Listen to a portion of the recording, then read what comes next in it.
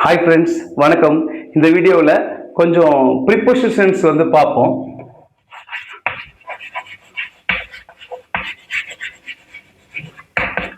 இங்க பாருங்க. இப்போ இந்த ப்ரீ அப்படின்னா என்ன மீனிங்? ப்ரீனா முன்னாள் அப்படின்னு அர்த்தம். இல்ல இப்ப பாருங்க, ப்ரீ கேஜின்னு சொல்றோம் அப்படின்னா என்னது? கேஜிக்கு முன்னாடி ஒரு வகுப்பு படிக்கிறாங்க இல்லையா, அதைத்தான் நம்ம ப்ரீ கேஜி அப்படின்னு சொல்றோம். பொசிஷன் அப்படின்னு என்னது? ஒரு நிலை அப்படிங்கிற அர்த்தம். இந்த ப்ரிப்போசிஷன், இந்த ப்ரிப்போசிஷனுடைய யூஸ் என்ன அப்படின்னா, ஒரு ரெண்டு அல்லது அதுக்கு மேற்பட்ட பொருட்களுக்கு இடையே இருக்கக்கூடிய ஒரு அந்த தொடர்பு, ரிலேஷன்ஷிப், அதை காமிக்கிறதுக்கு தான் நம்ம இதை யூஸ் பண்றோம். ஃபார் எக்ஸாம்பிள் இங்க பாருங்களேன். இப்போ இது ஒரு டேபிள்னு வச்சுக்கோங்களேன். இது ஒரு டேபிள். இப்போ இந்த டேபிள் அப்படிங்கிறது ஒரு ஆப்ஜெக்ட், சரிங்களா? டேபிள்ங்கிறது ஒரு ஆப்ஜெக்ட். இப்போ நான் இது மேல ஒரு பாலை நான் வைக்கிறேன், சரிங்களா? அந்த டேபிள் மேல ஒரு பாலை வைக்கிறேன். இப்போ வேர் இஸ் த பால் அப்படின்னு கேட்டா, பால் எங்க இருக்கு அப்படின்னு கேட்டா, இங்க பாருங்க, இந்த டேபிள் மேல இன்னொரு ஆப்ஜெக்ட். இப்ப இந்த பால் அப்படிங்கிறது ஒரு ஆப்ஜெக்ட், டேபிள் அப்படிங்கிறது ஒரு ஆப்ஜெக்ட், சரிங்களா? இப்ப இந்த ரெண்டு பொருள்களுக்கு இடையில இருக்கக்கூடிய ரிலேஷன்ஷிப் என்ன அப்படிங்கிறத காமிக்கிறதுக்காக தான் நம்ம ப்ரிப்போசிஷன் யூஸ் பண்றோம். ஸோ அப்போ ஒரு பொருள் மேல இன்னொரு பொருள் அப்படியே ஓய்வு நிலையில இருந்துச்சுன்னா, சரிங்களா, ஒட்டி அப்படியே ஓய்வு நிலையில இருந்துச்சு அப்படின்னா அதுக்கு நாம ஆன் யூஸ் பண்றோம், சரிங்களா? அப்போ the ball is on the table அப்படின்னு நம்ம சொல்லணும், சரிங்களா? அடுத்தது இதே பால், இங்க பாருங்க, இதே பால் இந்த இடத்துல இருக்குன்னு வச்சுக்கலாம்.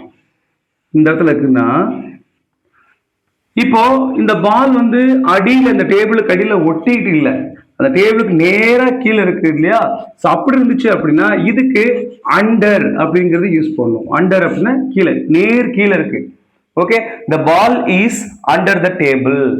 பால் இந்த டேபிளுக்கு அடியில இருக்கு அப்படின்னு சொல்றோம்.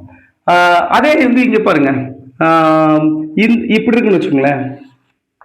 இப்படி இருக்கு, டேபிளுக்கு பின்னாடி இருக்கு அப்படின்னா the ball is beside the table. beside அப்படின்னா அருகாமையில், பக்கம் பக்கமா, பக்கத்தில் அப்படின்னு சொல்றோம் பாத்தீங்களா? பக்கத்தில், இந்த மாதிரி இருந்துச்சுன்னா. இதே எந்த ஒரு டைரக்ஷனா இருந்தாலும் பரவாயில்ல, டேபிளுக்கு பக்கத்துல இருக்குதுன்னா அதுக்கு நியரும் யூஸ் பண்ணலாம். ஓகேங்களா? நியர், டேபிளுக்கு அருகில் உள்ளது, இது டேபிளுக்கு பக்கத்துல இருக்கு அப்படிங்கிற மீனிங். ஸோ இப்போ இதுல 3 சொல்லி கொடுத்துருக்கேன். ஆன், அடுத்தது பாத்தீங்கன்னா அண்டர், அடுத்தது பிசைட், அடுத்தது நியர். சரி, எபோ அப்படின்னாலும் மேலே அப்படின்னு அர்த்தம். அதை எங்க யூஸ் பண்ணணும் அப்படின்னா, இங்க பாருங்க, இப்ப டேபிள் இருக்கு, இந்த டேபிளுக்கு நேரா மேல அந்த பில்டிங்ல சீலிங் இருக்கு. அந்த சீலிங்ல ஒரு ஃபேன் ஓடிட்டு இருக்குன்னு வச்சுக்கோங்களேன். ஃபேன் ஓடிட்டு இருக்கு, ஃபங்க்ஷன் ஆகிட்டு இருக்குன்னு வச்சுங்களேன். வேர் இஸ் த ஃபேன் அப்படின்னா, the fan is above the table. அதாவது இந்த பொருள் டேபிள் இருக்குல்ல, இந்த டேபிளுக்கு மேல நேரா ஒட்டாம இருக்கும். ஒட்டாம இருந்துச்சு அப்படின்னா தான் அப்ப எபோவ்னு சொல்லணும்.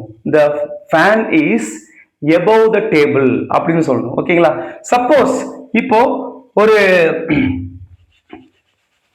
இங்க ஒரு மரம் இருக்கு, சரிங்களா? ஒரு மரம் இருக்கு. இப்ப இந்த மரத்து மேல ஒரு பேர்டு, சரிங்களா, ஏதாவது ஒரு பேர்டு பறக்குன்னு வச்சுக்கோங்களேன். இந்த பேர்டு அப்படியே ஒரே இடத்துல நிக்குமா? மரத்துக்கு மேல பறக்குன்னு வச்சுக்கோங்களேன். அந்த பேர்டு ஒரே இடத்துல நிக்குமா? நிக்காது. அது என்ன இருக்கும்? அங்க ஒரு மூவ்மெண்ட் இருக்கும், மோஷன் இருக்கும். அந்த பேர்டு ஒரே இடத்துல நிக்காம அந்த ட்ரீக்கு மேல அப்படியே பறந்து கிராஸ் பண்ணி போயிடும், பாத்தீங்களா? அதுக்கு தான் நம்ம என்ன யூஸ் பண்ணணும் அப்படின்னா, ஓவர் அப்படின்னு யூஸ் பண்ணணும். The bird is flying over the tree அப்படின்னு மரத்துக்கு மேல மூவ்மெண்ட்ல இருக்கு அப்படின்னு அர்த்தம். அதே மாதிரி the flight is flying above the buildings. Buildings மேல இந்த ஃபிளைட் பறந்துகிட்டு இருக்கு அப்படின்னு சொல்றோம். சரி, இந்த வீடியோவில் இவ்வளோ ப்ரிப்போசிஷன்ஸ் போதும். அடுத்த வீடியோவில் வேற சில ப்ரிப்போசிஷன்ஸ் பார்க்கலாம். தேங்க்யூ. இந்த வீடியோ பிடிச்சிருந்தா லைக் பண்ணுங்க, ஷேர் பண்ணுங்க, மறக்காம சப்ஸ்கிரைப் பண்ணுங்க. நன்றி.